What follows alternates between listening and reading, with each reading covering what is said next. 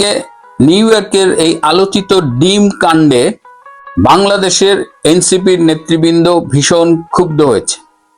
তাদের একজন কেন্দ্রীয় নেতা ফোন করেছিল ডাস্টবিন শফিকের কাছে যে এটা কি হলো, কেন তাদের নেতা এভাবে নিউ ইয়র্কে অপমানিত হলো, ডাস্টবিন শফিকরা থাকতে কেন এইভাবে ঘটনাটা ঘটে। তো ডাস্টবিন শফিক তিনি বলেছেন এই ব্যাপারে তিনি তেমন কিছু জানেন না, এই ব্যাপারে ডক্টর ইউনূসের সাথে কথা বলতে, স্যারের সাথে কথা বলতে। পরবর্তীতে তারা স্যারের সাথে কথা বলে রাগ ঝেড়েছেন যে স্যার আপনি কাপুরুষের মতো পিছন দরজা দিয়ে পালিয়ে গেলেন, কিন্তু আপনার সাথে যে এই যে মাসুম বাচ্চা এই ছেলে মেয়েগুলা আসলো, আবার মুরব্বী ফখরুল কাকা গেল, আপনি সবাইকে ওই বিক্ষোভের মুখে ঠেলে দিয়ে নিচে কিভাবে আপনি পালিয়ে গেলেন, এবং আগামীতেও দেশে যদি ক্রাইসিস হয় আমরা তো এখন ধারণা করছি যে আপনি আমাদের সবাইকে ফেলে রেখে পালিয়ে যাবেন। উত্তরে ডক্টর ইউনূস বলেছে যে রাজনীতি করতে গেলে এইসব অপমান গায়ে মাখতে হয় না, রাজনীতিতে চলার পথ সবসময় মসৃণ হয় না, অনেক চড়াই উতরাই পেরিয়ে একজন নেতা হয়।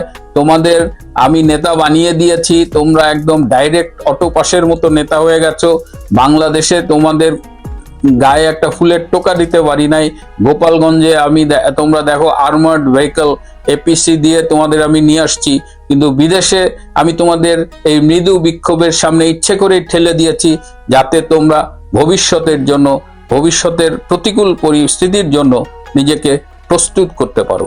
এই উত্তর শুনে এনসিপির নেতৃবৃন্দ আদৌ খুশি হয়নি, তারা ক্ষুব্ধ হয়েছে এবং বলেছে আপনি দেশে আসেন, আপনার সাথে আমাদের অনেক হিসেব জমে গেছে, আপনি একবার লন্ডন যান, একবার ওর সাথে কথা বলেন, একবার এর সাথে মিটিং করেন, আর এনসিপি কে সামনে রাখছেন যেন এনসিপি ছাগলের ৩ নম্বর বাচ্চা।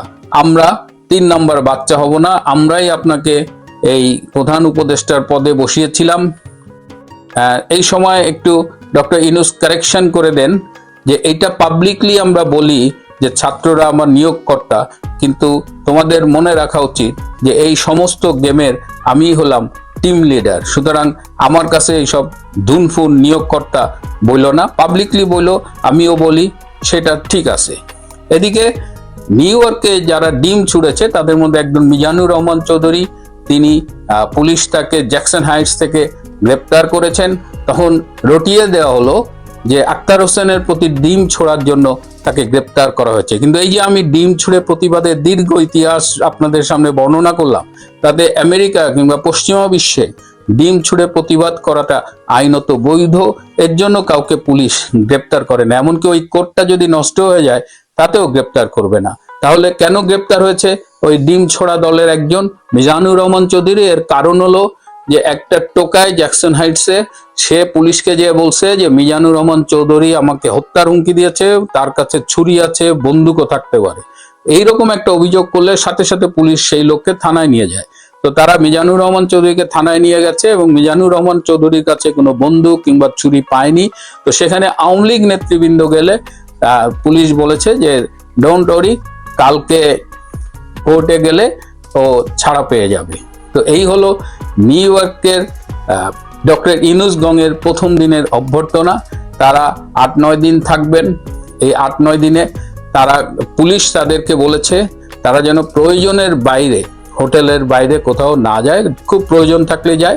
এর মধ্যে নিউ ইয়র্কের একজন পুলিশ কর্মকর্তা মিস্টার দিদার, তিনি আপনারা জানেন কয়েকদিন আগে মারা গিয়েছিল আততায়ীর গুলিতে। তো দিদারের বাসায় গিয়ে ডক্টর ইউনূসের প্রোগ্রাম ছিল, সেই দিদারের পরিবারের সদস্যদের সাথে দেখা করবে। পুলিশের ক্লিয়ারেন্স না পাওয়ায় সেটিও বদলে গেছে এবং পরবর্তীতে দেখলাম যে পুলিশ অফিসার দিদারের ফ্যামিলি মেম্বাররা ডক্টর ইউনূসের হোটেলে এসে দেখা করেছে। অর্থাৎ ডক্টর ইউনূস তার অফিসিয়াল মুভমেন্ট ছাড়া মোটামুটি হোটেলেই কনফাইন থাকবে এবং ডক্টর ইউনূসের সাথে যারা আছে, এই ডাস্টবিন শফিক, এই রাজাকার আক্তার, রাজাকারের নাতি তাসনিম, যারা, তারা মোটামুটি এই ৮-৯ দিন গৃহবন্দী জীবন যাপন করবে। আপনারা মোটামুটি ঘটনাগুলো সব জেনে গেছেন, কিছু ঘটনা এখনো জানা বাকি, সেগুলো নিয়ে আমি আজকে মূলত কথা বলবো। প্রথমত হলো এই যে এনসিপির সদস্য সচিব, যে মূলত শিবিরের প্রোডাক্ট, জামাত শিবিরের ক্যাডার, সে ছাত্রলীগ বিভিন্ন কিছু ঘুরে এখন এনসিপিতে এই সদস্য সচিব পদে নিয়ে আছে। তো এই রাজাকার ছানা, এই শিবির, তাকে দিয়েই এই ইউনূসের নিউ ইয়র্ক সফরের দ্বিতীয় উইকেটের পতন হলো। আমি এর আগে বলেছি প্রথম উইকেট সেই যে মাসুম নামের এক উবার চালক খুব ভাব নিয়েছিল, FBI কে ফোন করবে, ওকে ধরায় দিবে, পরে পুলিশ তাকে গাড়িতে ঢুকা প্যাকেট করে পাঠায় দিছে। তো দ্বিতীয় উইকেট ফল করলেন এই আক্তারের কোর্টে চমৎকারভাবে একটা ডিম যে লেগেছে, এবং শুনলাম যে এই যে ডিম ছোড়ার যে নিশানা, এতে মুগ্ধ হয়ে নিউ ইয়র্ক পুলিশ নাকি তাকে খুঁজছে। যদি তিনি রাজি হন তাহলে পুলিশের কোনো একটা মানে ফায়ারিং কোনো একটা স্কোয়াডে তাকে হয়তো নিয়োগ দেওয়ার কথা ভাবা যেতে পারে। যাই হোক, তার কোটটার যেভাবে ডিম লেগে নষ্ট হয়েছে আমার খুব মায়া লেগেছিল। আমি ভেবেছিলাম হয়তো কোটটা কোনো ব্র্যান্ডের হবে, তো আমি জানি না। কিন্তু হোটেলে যাবার পরে হোটেল লন্ড্রিকে এই কোটটি ধোয়ার ব্যাপারে যখন বলা হয়, তখন লন্ড্রি থেকে জানিয়ে দেওয়া হয় যে এই ডিমটা এত নিম্নমানের পচা একটা ডিম ছিল যে এই পচা ডিমের কোনো কিছু তারা তাদের ওয়াশিং মেশিনে দিয়ে মেশিনটা নষ্ট হওয়ার ঝুঁকি নিতে চায় না। সুতরাং আমরা ধারণা করছি যে এই কোটটা যদি এখনো কোনোভাবে বাংলাদেশের তিব্বত সাবান অথবা আরো কি সব পচা সাবান টাবান আছে সেইগুলো দিয়ে যদি ক্লিন করা যায় তাহলে হয়তো কোটটা সেভ হবে, না হলে এই কোটটা আর এটাকে রক্ষা করা যাবে না, এটা মারাই গেল আর কি। এখন ওইখানে আরেকজন এনসিপির নেত্রী ছিলেন ডক্টর তাসনিম জারা, তিনিও গালি খেয়েছেন, কিন্তু আমি বিক্ষোভকারীদের প্রতি কৃতজ্ঞতা ও ধন্যবাদ জানাই যে তারা সেই তরুণী জারাকে সম্মান করেছেন এবং সেখানে বলেছেন যে আপার গায়ে যেন কিছু না লাগে, তবে সেখানে কিছু গালি বর্ষিত হয়েছে।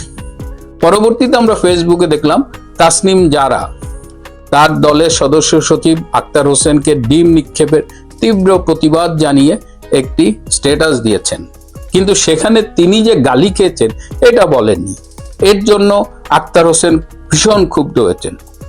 আক্তার হোসেন তার হোটেলের লবিতে দাঁড়িয়ে ফাঁস করে দিয়েছেন যে আমাকে ডিম মেরেছে, পাশাপাশি জারাকেও গালি দিয়েছে। সেইখানে আক্তার হোসেন কিন্তু একটা ভয়ঙ্কর কথা বলছে, যে কথাটা শোনার পরে আমি 3-4 ঘন্টা মোটামুটি কাঁপাকাঁপির মধ্যে ছিলাম।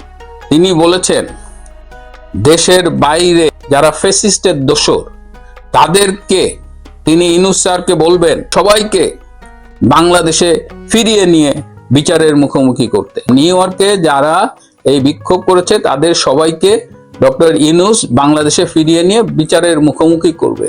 আমরা যে কে কোন জগতে বাস করি এটাই আমি বুঝলাম না। এদের একটা জাতীয় দলের সদস্য সচিব কে করে?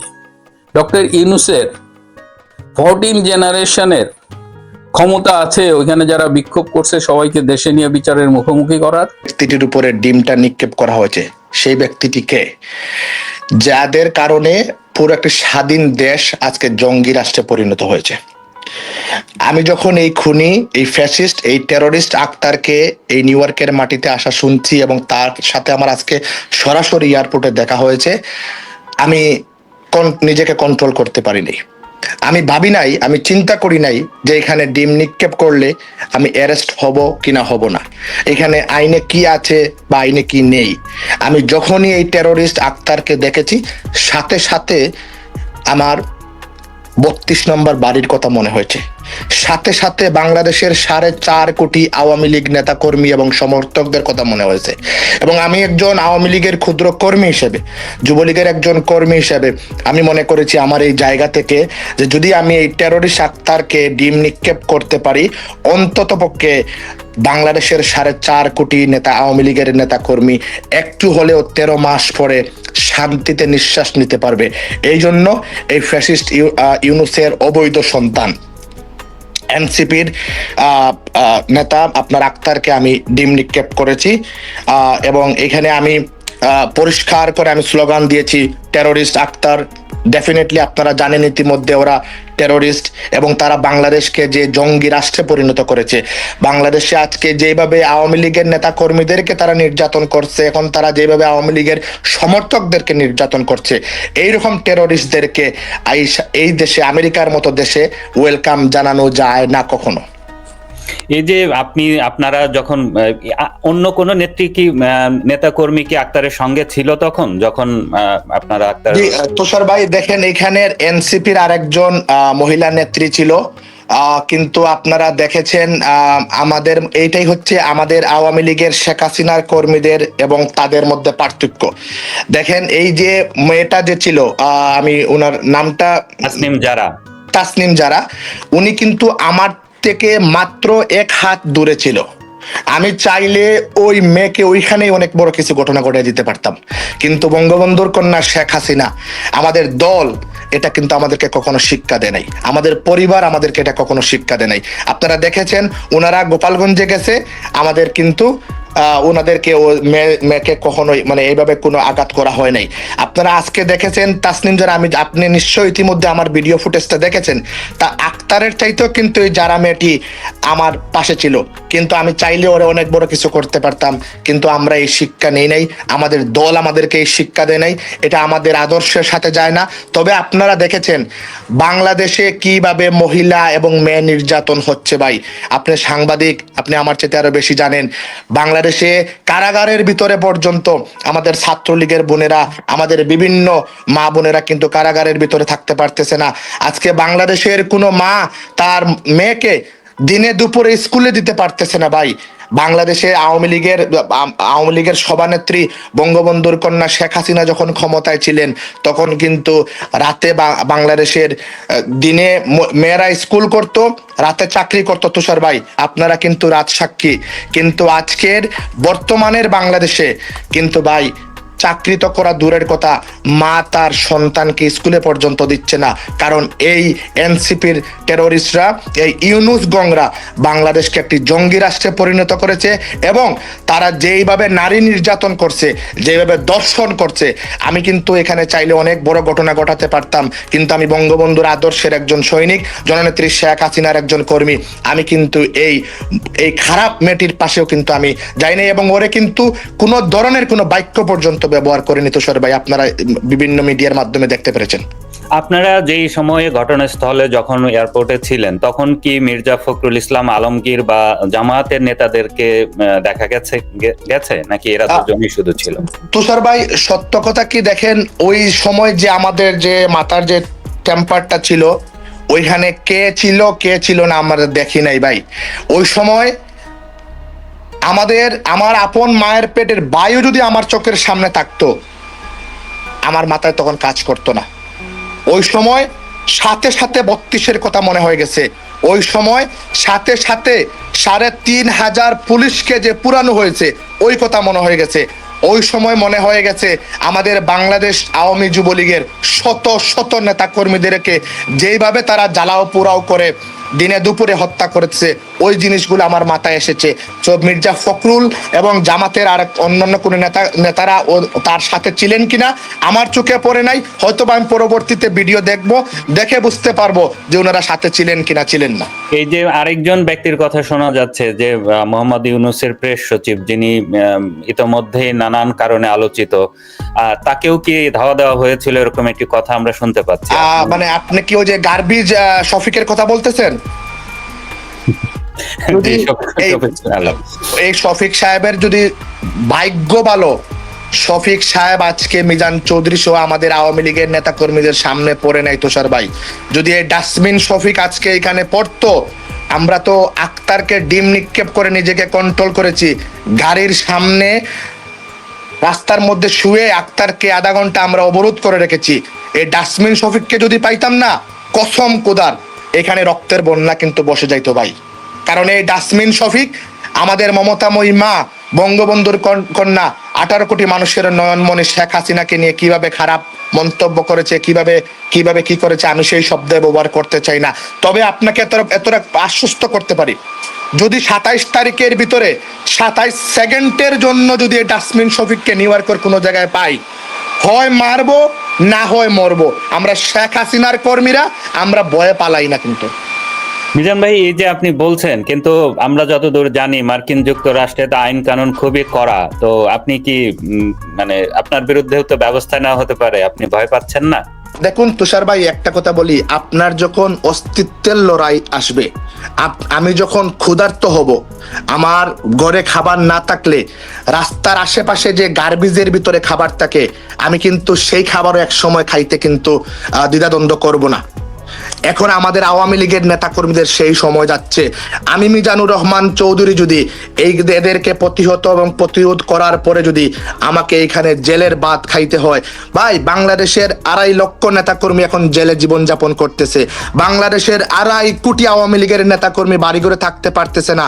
আমি একজন মিজানুর রহমান চৌধুরী যদি এইখানে যদি কয়েক মাস জেল কাটি, আমি সেটা মনে করব এটি আমার রাজনৈতিক জীবনের সবচেয়ে বড় অর্জন, যে আমার ভাইদের কারণে, আমার দলের নেতাকর্মীদের কারণে আমি আজকে এখানে নিজেকে জেলের ভিতরে পর্যন্ত নিতে পেরেছি। তবে ভাই, এখানে আইনের দেশ, আমি আইন হাতে নিতে চাই না। তবে ভাই, আমাদের আবেগের যখন বিষয় আসে, বঙ্গবন্ধু যখন আসে, জয় বাংলা যখন আসে, মুক্তিযুদ্ধ যখন আসে, শেখ হাসিনা যখন আসে, ভাই তখন আমরা আর পৃথিবীর কোনো কিছু চিন্তা করতে পারি না। তবে তারপরেও আমি বলি, আমি আমেরিকার আইনের প্রতি শ্রদ্ধাশীল, কিন্তু এই টেররিস্ট আক্তারকে আমি কোন সময় ডিম নিক্ষেপ করেছিলাম তুষার ভাই, আমি আপনাকে এটা বলি। যখন আমি ওরে বলেছিলাম, ওর বিরুদ্ধে স্লোগান দিয়েছিলাম, সে বলেছে ইনকিলাব জিন্দাবাদ, তখনই আমি বলেছিলাম জয় বাংলা, এবং তখনই বলেছিলাম টেররিস্ট আক্তারকে আর যেতে দেব না। ওরা ওদের পূর্বপুরুষদের স্লোগান দে, ওরা পাকিস্তান জিন্দাবাদ বলে এখনো স্লোগান দে। বঙ্গবন্ধুর সৈনিকদের সামনে আসার পরে যদি পাকিস্তান জিন্দাবাদ স্লোগান দে, ওরা বাংলাদেশে 2.5 কোটি 3 কোটি নেতা কর্মীদেরকে অনেক কষ্টে রাখতে পারে। তবে মনে রাখবেন, আমরা কিন্তু ওদেরকে এখানে ছাড় দেব না তুষার ভাই। মিজান ভাই, আপনি কি বলছেন যে আপনি স্লোগান দেওয়ার পরে আক্তার আপনার কাউন্টারে স্লোগান দিয়েছিলেন ওই সময়? জি জি, সেটা আপনি আমার ভিডিওতে স্পষ্ট দেখতে পারবেন। সে পাকিস্তানপন্থী স্লোগান দিয়েছে আক্তার ভাই। আমি এখানে কিন্তু দেখেন একটা জিনিস কি, আমাদের আওয়ামী লীগের নেতা কর্মীরা কিন্তু আমরা এখানে সংখ্যায় কম ছিলাম। আমাদের আজকে বড় একটা ডেমনস্ট্রেশন হয়েছে আমাদের এয়ারপোর্টে, আমরা টার্মিনাল 8 আমরা অবস্থান নিয়েছিলাম, ওরা টার্মিনাল 4 দিয়ে বের হয়েছে।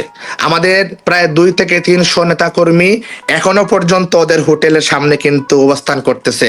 কিন্তু আমি এবং আমরা আওয়ামী লীগের কিছু নেতৃবৃন্দ, আওয়ামী লীগের প্রেসিডেন্ট, সেক্রেটারি সহ আমাদের আরো সহযোদ্ধা বন্ধুরা সহ আমরা ভিতরে একটা সিদ্ধান্ত নিয়েছিলাম যে ওদেরকে আমরা স্বাগতম জানাবো জেএফকে এয়ারপোর্টে, এবং এমন ভাবে স্বাগতম জানাবো আমাদের আওয়ামী লীগের নেতাকর্মী যারা গত 13 মাসে কবরে গেছে, ওনাদের যেন আত্মা একটু শান্তি পায়। এই জন্য রাস্তার মধ্যে আজকে আমরা সংখ্যায় কম ছিলাম তুষার ভাই, হয়তো আপনারা ইতিমধ্যে দেখেছেন আমাদের নেতাকর্মীরা রাস্তার মধ্যে শুয়ে গেছে পুলিশের সামনে। ভাই আমরা নেতাকর্মীরা আজকে মরার জন্য এখানে এসেছিলাম তুষার ভাই, কিন্তু আমি ওরা ডিম নিক্ষেপ হয়তোবা করতাম না, হয়তোবা আমার সেন্টিমেন্টটা হয়তোবা এত বেশি গরম হইতো না। যখন সে পাকিস্তানপন্থী স্লোগান দিয়েছে, তখন আমি আর নিজেকে কন্ট্রোল করতে পারি নাই। হ্যাঁ, এটি সত্য, আমি তাকে বলেছি টেররিস্ট আক্তার। পৃথিবীর কেউ কি বলবে ওরা টেররিস্ট সংগঠনের সাথে জড়িত নয়? বাংলাদেশের সাধারণ পাবলিক কি বলবে যে ওরা টেররিস্ট নয়? বাংলাদেশের আজকে বিএনপির নেতাকর্মীদেরকে জিজ্ঞেস করেন।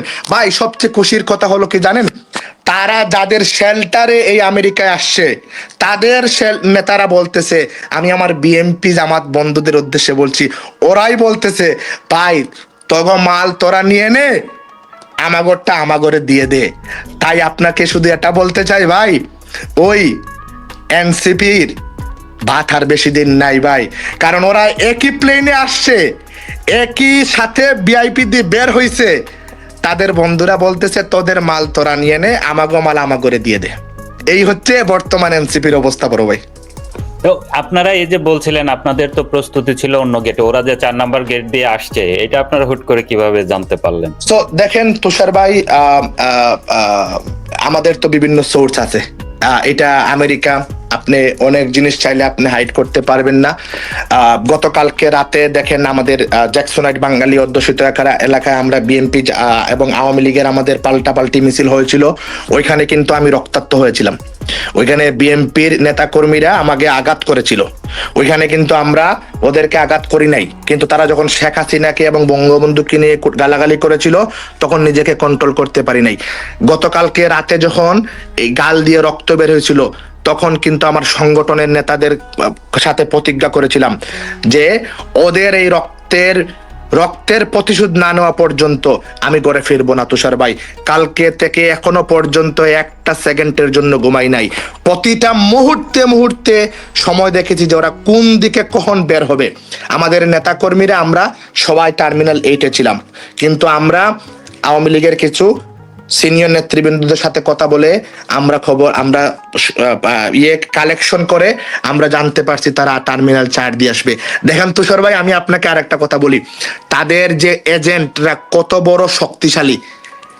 দেখেন ভাই, তাদের এজেন্টরা আমাদেরকে 4 বার এসে বলছে এনসিপির নেতা, জামাতের নেতা, বিএমপির নেতা ওনারা সবাই চলে গেছে, ডাসমিন শফিক, নজরুল সবাই চলে গেছে। আমরা এয়ারপোর্ট থেকে কিন্তু 4 বার বের হয়ে গেছি। 4 বারের মধ্যে 3 বার আমরা গাড়ির আনলক করে গাড়িতে ঢুকে যাব, আমরা চলে যাব। হঠাৎ করে আমাদের সহযোদ্ধা বন্ধুরা বলে নো, আমরা যাব না।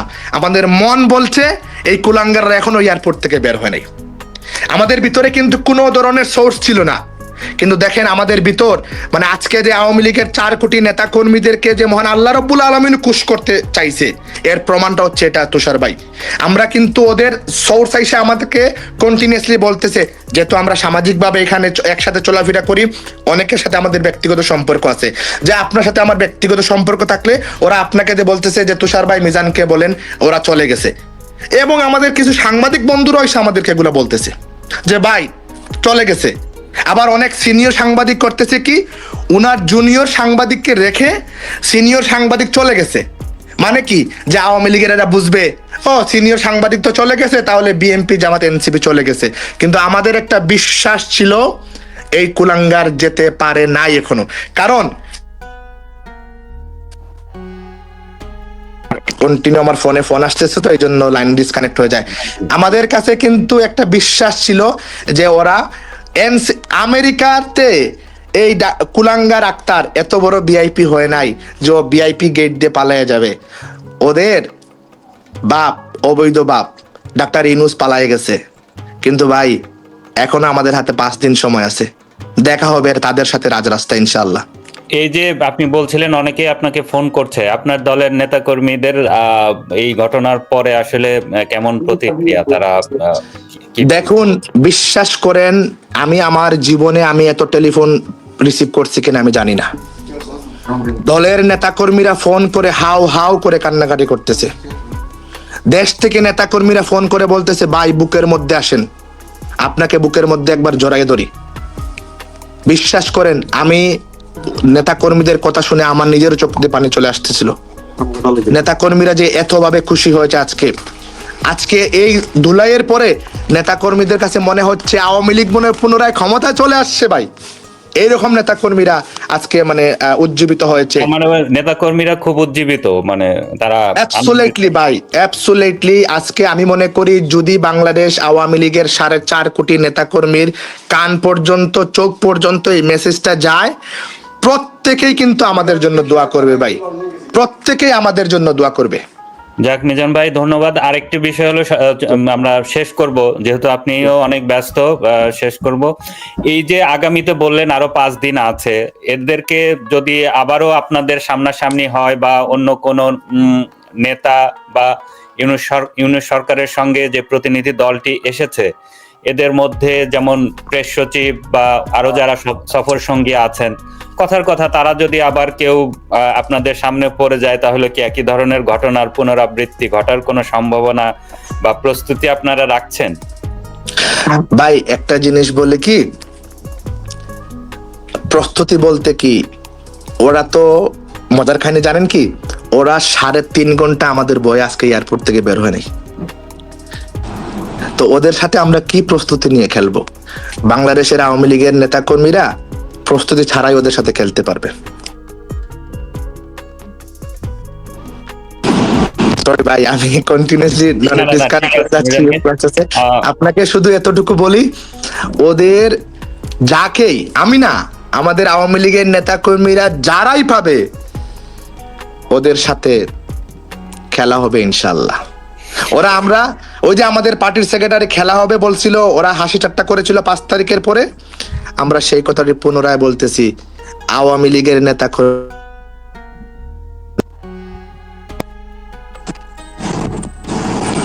সরি আমি তুষার ভাই, বাক্যটা আসলে আমরা শুনতে পাইনি, আপনি যেটি বলছিলেন যে আওয়ামী লীগের সাধারণ সম্পাদক ওই যে আওয়ামী লীগের সাধারণ সম্পাদক বলেছিলেন না যে খেলা হবে 5 তারিখের পরে, এগুলা এরা অনেক হাসি ঠাট্টা করেছিল এগুলা নিয়ে।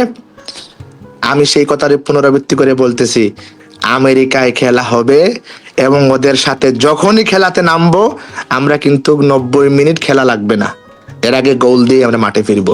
তার প্রমাণ কিন্তু আজকে আপনারা পাইছেন। ওরা 200-250 নেতা কর্মী ছিল, আমরা মাত্র 11 জন থেকে 12 জন ছিলাম। আমেরিকার পুলিশ তাদেরকে আমাদের কাছ থেকে নিতে পারে নাই ভাই। তখন কি পুলিশ ছিল না সেখানে? পুলিশ অবশ্যই পুলিশ ছিল, অবশ্যই পুলিশ ছিল। এবং পুলিশ ওখানে দেখেন, আমি বলি আমাদের আওয়ামী লীগের এখানে আওয়ামী লীগের প্রেসিডেন্ট, সেক্রেটারি, মহানগরের সেক্রেটারি, মহানগরের সাংগঠনিক এবং বিভিন্ন আমাদের অনেক নেতা কর্মী ছিলেন।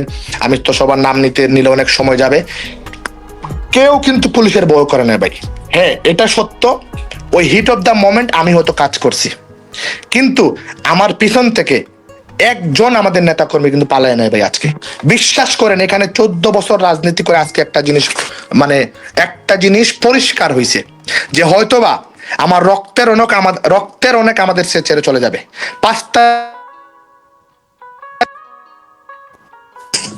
5 তারিখের পর থেকে আমাদের রক্তের অনেকেই আমাদেরকে ছেড়ে চলে গেছে, কিন্তু 5 তারিখের পর থেকে এখনো পর্যন্ত আমাদের দলের নেতা কর্মীরা কেউ আমাদেরকে পালায়া যায় নাই। তার জ্বলন্ত প্রমাণ আজকে জেএফকে এয়ারপোর্টে ভাই। দেখবেন সংখ্যায় আমরা মাত্র 11 থেকে 12 জন ছিলাম। তার মানে আগের মতো, আগে যখন ক্ষমতায় ছিলেন শত শত মানুষ আসতো, কিন্তু দরকারের সময় তো খুব বেশি লোকজন পাওয়া যায় না। মানে আপনি বলতে চাচ্ছেন যে দরকারের প্রয়োজনে খুব অল্প হলেও, সংখ্যায় অল্প হলেও আদর্শিক ভাবে উজ্জীবিত কর্মীরাই সংগঠনের জন্য বড় ঝুঁকি নিতে প্রস্তুত থাকে নাকি? না তুষার ভাই, আমি একটা কথা বলি, আমাদের গতকালকে একটা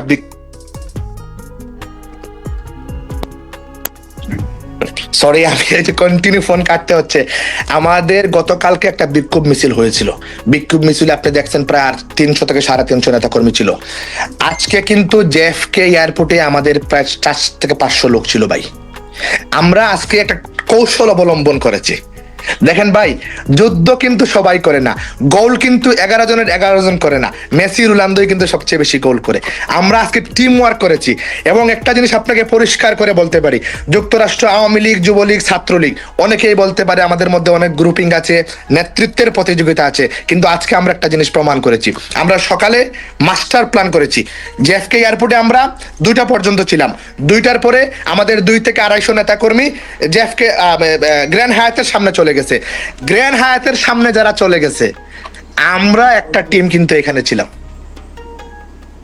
কারণ আমরা জানতাম এখানে যদি আমরা 200-300-400 নেতা কর্মী থাকি, তখন আমরা প্ল্যান মোতাবেক কাজ করতে পারবো না। তো আমরা যারা মানে রিয়েল যোদ্ধা, যারা আমরা একদম ভয় করি নাই, আমরা তারা কিন্তু আজকে রাস্তার মধ্যে শুয়ে পড়েছিলাম তুষার ভাই। এবং যারাই আজকে এই যুদ্ধের ময়দানে আমার সাথে সহযোদ্ধা হিসাবে ছিল, আমি তাদেরকে আজীবন স্যালুট করি। আমি তাদেরকে এখান থেকে যেই যখনই নেতৃত্ব আসবে, যেই যখনই আমার সামনে আসবে, আমি আমার চেয়ারটি তাকে দিতে প্রস্তুত আছি ভাই। আর সাম্প্রতিক সময়ের একটা কমন ফেনোমেনা হচ্ছে ডক্টর ইউনূস যেখানেই যাচ্ছে সেখানেই জনগণের রোষে পতিত হচ্ছেন। এই জনরোষ থেকে বাঁচতে এবার ডক্টর ইউনূস তার সাথে করে বিএনপির 2 জন নেতা, জামাতের 1 জন নেতা এবং এনসিপির 1 জন নেতাকে নিয়ে গেছেন। তো নিয়ে যাওয়ার পরে তার ধারণা ছিল তারা মনে হয় ভালো একটা ট্রিটমেন্ট পাবে, অর্থাৎ তাদেরকে কেউ পচা ডিম মারবে না, তাদের বিরুদ্ধে কেউ কালো পতাকা প্রদর্শন করবে না, তাদের গলায় জুতা দেওয়া ছবি রাস্তায় প্রদর্শন করবে না। কিন্তু তা হয়নি। বিএনপির লোকেরা ওই কানাগলিতে যাই দাঁড়িয়েছিল, জামাতের লোকেরাও তাদের নেতাকে নিয়ে ব্যস্ত ছিল। ডক্টর ইউনূস এবং তার পালিত পুত্র যে এনসিপি, তাদেরকে কিন্তু কেউ পাত্তাই দেয়নি। এখন শেষ পর্যন্ত কি হলো, ডক্টর ইউনূস একটি বিশেষ দরজা দিয়ে বিশেষ সিকিউরিটি নিয়ে একা একা চলে গেল। আর ফখরুল এই পাটোয়ারি যারা এবং জামাত নেতা ওদেরকে ছেড়ে দিল একা, মানে আলাদা পথে, যার কারণে জনরোষে পতিত হলো। আপনারা দেখেছেন এই পাটোয়ারি এই রাজাকার পুত্রকে, এই ৭১-এর ঘাতক দালালদের যে মানে প্রতিনিধি, তাকে জনগণ বেদম প্রহার করেছে। কি দিয়ে? ডিম দিয়ে, তাও আবার পচা মুরগির ডিম। এই পচা মুরগির ডিম দিয়ে যেই পরিমাণ অভ্যর্থনা আমেরিকাতে তারা পেয়েছে, সেটা মনে হয় তাদের বাকি জীবনে মনে রাখবে। একটা জিনিস খেয়াল করে দেখেন, তারা লন্ডন যাচ্ছে, লন্ডন যখনই আসতেছে তারা এই রকমের অভ্যর্থনা পাচ্ছে। তারা আমেরিকায় যাচ্ছে, সেখানে অভ্যর্থনা পাচ্ছে। জাপান গিয়েছে, সেখানেও এরকম অভ্যর্থনা পেয়েছে। এখন ইউরোপের যে দেশে আসুক, যেগুলো সভ্য দেশ, এরকম কোনো দেশে গেলে তাদের কিন্তু রক্ষা নেই। বিষয়টা যদি খেয়াল করে দেখেন, ব্রিটেনে, আমেরিকায়, অস্ট্রেলিয়ায়, কানাডায় বাংলাদেশের টোটাল যে পপুলেশন, তার একটা ছোট্ট অংশ থাকে। ধরেন 18 ভাগের 2 ভাগ বা 18 ভাগের 1.5 ভাগ, 1 থেকে 1.5 কোটি মানুষ পৃথিবীর বাইরে থাকে, আর 16 থেকে 16.5 কোটি মানুষ বাংলাদেশের ভেতরে থাকে। এই 1-2 কোটি মানুষের মধ্যে যদি ব্রিটেন, আমেরিকায় এই পরিমাণে আওয়ামী লীগের উপস্থিতি হয়, অর্থাৎ বিএনপির চাইতেও বেশি, জামাতের চাইতেও বেশি, এনসিপি চাইতেও বেশি, তাহলে বাংলাদেশে যদি আপনি খেয়াল করে দেখেন, তাহলে বিএনপির চাইতেও বেশি, জাতীয় পার্টির চাইতেও বেশি, এনসিপির চাইতেও বেশি, জামাতের চাইতেও বেশি। অর্থাৎ একক দল হিসেবে বাংলাদেশে যে সবচাইতে বেশি মানুষ, সেটা হচ্ছে বাংলাদেশ আওয়ামী লীগ। এই বাংলাদেশ আওয়ামী লীগকে নিষিদ্ধ করার চেষ্টা হচ্ছে এবং তাদের কর্মকাণ্ড বাংলাদেশে নিষিদ্ধ আছে। বাংলাদেশে নিষিদ্ধ থাকার কারণে এই যে ইউরোপ, আমেরিকা, অস্ট্রেলিয়া, কানাডা, যেখানেই ডক্টর ইউনূস যাচ্ছে, সেইখানেই মানুষ তাকে প্রতিবাদ করে বুঝিয়ে দিচ্ছে যে বাংলাদেশ আওয়ামী লীগ বাংলাদেশের জন্মের সাথে জড়িত, বাংলাদেশের ইতিহাসের সাথে জড়িত, মহান মুক্তি সংগ্রামে নেতৃত্ব দানকারী দল। এই দেশকে একটা ফকিন্নি রাষ্ট্র থেকে মধ্য আয়ের দেশে উন্নত করা যে দল, সেই দল আওয়ামী লীগ।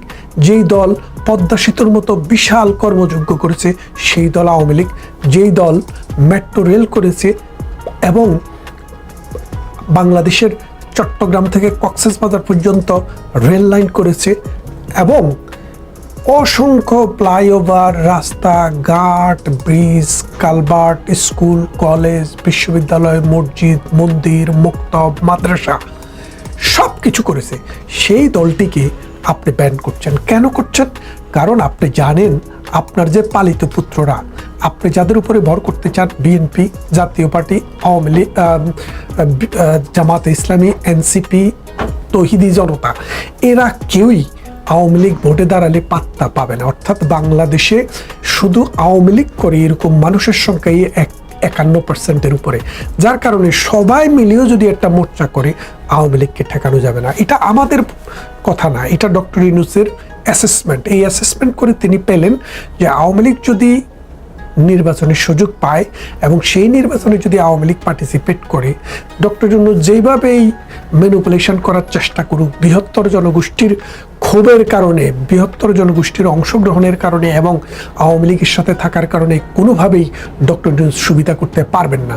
তাই তিনি তার যে পরামর্শদাতা, তাদের সাথে পরামর্শ করে বাংলাদেশ আওয়ামী লীগকে নির্বাচন থেকে বাইরে রাখছেন। তাই আপনি কতদিন আওয়ামী লীগকে বাইরে রাখবেন? এই যে ডক্টর ইউনূস আমেরিকায় গিয়ে যেইভাবে তার সাঙ্গপাঙ্গদেরকে একলা রেখে নিজে পালিয়ে গেলেন, ঠিক কদিন পরে এই সাঙ্গপাঙ্গরা যারা দেশে সন্ত্রাস করছে, দুর্নীতি করছে, চাঁদাবাজি করছে, অগ্নিসংযোগ করছে, মামলা বাণিজ্য করছে, তাদেরকে কতদিন থেকে ডক্টর ইউনূস বাঁচায় রাখবেন? আমার বিশ্বাস হয় না বেশি দিন পারবেন। দিন থাকতে সাধনা করেন, মানুষের কাছে ফিরে যান, বাংলাদেশ আওয়ামী লীগের যে কর্মকাণ্ড সেটাকে বৈধতা দিন এবং বাংলাদেশে নির্বাচনে আওয়ামী লীগ যেন অংশগ্রহণ করতে পারে সেই ব্যবস্থা করুন। তা না হলে আমেরিকায়, ইংল্যান্ডে এবং জাপানে পিটুনি খেয়েছে আপনার দল, ডিম থেরাপি খেয়েছে আপনার দল, বাংলাদেশেও খুব তাড়াতাড়ি এই থেরাপি শুরু হয়ে যাবে। ছেলেরা জেগে উঠছে, ছেলেরা এখন বসে নাই। প্রতিদিন ঢাকায় মিছিল হচ্ছে, প্রতিদিন চিটাগং, রাজশাহী, খুলনা, বরিশাল, যশোর, কুষ্টিয়া, গাজীপুর, কুমিল্লা, নোয়াখালী, ফরিদপুর, ফিরোজপুর, সব জায়গায় মিছিল শুরু হয়েছে। মানুষের এই মুক্তির গান, মানুষের এই জয়গান ডক্টর ইউনূসের পক্ষে থামানো সম্ভব নয়। আপনারা যারা ডক্টর ইউনূসের দালাল হয়ে, আপনারা যারা ডক্টর ইউনূসের পালিত পুত্র হয়ে মনে করছেন ডক্টর ইউনূস আপনাদেরকে স্বর্গে নিয়ে যাবে, না। এই আমেরিকার নিউ ইয়র্কে জন এফ কেনেডি বিমানবন্দরে যেভাবে আপনাদেরকে রেখে পিছনের দরজা দিয়ে উনি পালিয়ে গিয়েছেন, তার অনেক দেশের নাগরিকত্ব আছে। কদিন পরে যখন পারবেন না, তখন তিনি কিন্তু পালিয়ে যাবেন। আপনারা এই বাংলাদেশেই থাকতে হবে, এই বাংলার জমিনেই, এই মধুমতির তীরেই আপনাদেরকে মানুষ সলিল সমাধি করবে। তা না হলে আপনারা যে কাজ করছেন এটার প্রায়শ্চিত্ত হবে না। আসুন, ডক্টর ইউনূসকে আমরা যেভাবে প্রতিরোধ করছি বিদেশে, বাংলাদেশেও আপনারা জেগে উঠুন, তাকে প্রতিরোধ করবেন, তার ল্যাংটা বাহিনীকে প্রতিরোধ করবেন এবং তার গুন্ডা বাহিনী, সন্ত্রাসী বাহিনী, চাঁদাবাজ বাহিনী, দর্শনকারী, অগ্নিসংযোগকারী, লুণ্ঠনকারী, হল দখলকারী এবং মার্কেট দখলকারী, টেম্পো স্টেশন দখলকারী, ইজারাঘাট দখলকারী, এই বাটপার চোরদেরকে না বলে তাদের কাছ থেকে বাংলাদেশের কন্ট্রোল ব্যাক করুন।